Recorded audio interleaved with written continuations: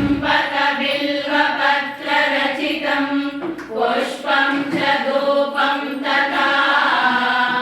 दीपं देवदयानिधे पशुपते हृत्कल्पितं गृह्यताम् सौवर्णेन नवरत्नखण्डरचिते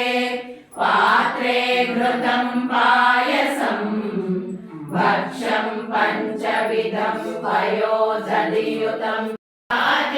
चम्पकबिल्वपत्ररचितं पुष्पं च धूपं तथा दीपं देवदयानिधे पशुपते हृत्कल्पितं गृह्यताम् सौवर्णेन नवरत्नखण्डरचिते पात्रे घृतं पायसम् भक्ष्यं पञ्चविधं पयोधनियुतं रम्भाफलं पानकम् शाकादि चम्पकबिल्वपत्ररचितं पुष्पं च धूपं तथा दीपं देवदयानिधे पशुपते हृत्कल्पितं गृह्यताम् सौवर्णेन नवरत्नखण्डरचिते पात्रे घृतं पायसम् भक्ष्यं पञ्चविधं पयोधनियुतं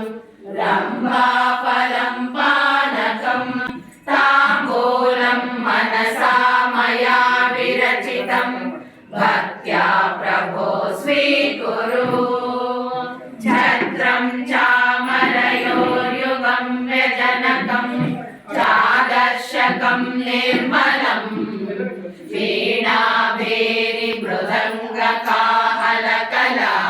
गीतं च नृत्यं तथा साष्टाङ्गं प्रणति स्तुतिर्बहुविधा एतत् समस्तं मया सङ्कल्पेन समर्पितं तव विभो पूजां गृहाण बिल्वपत्ररचितं पुष्पं च धूपं तथा दीपं देवदयानिधे पशुपते हृत्कल्पितं गृह्यताम् सौवर्णेन नवरत्नखण्डरचिते पात्रे घृतं पायसम् भक्ष्यं पञ्चविधं पयोधनियुतं चम्पकबिल्वपत्ररचितं पुष्पं च धूपं तथा दीपं देवदयानिधे पशुपते हृत्कल्पितं गृह्यताम् सौवर्णेन नवरत्नखण्डरचिते पात्रे घृतं पायसम् भक्ष्यं पञ्चविधं पयोधनियुतं रम्भाफलं पानकम्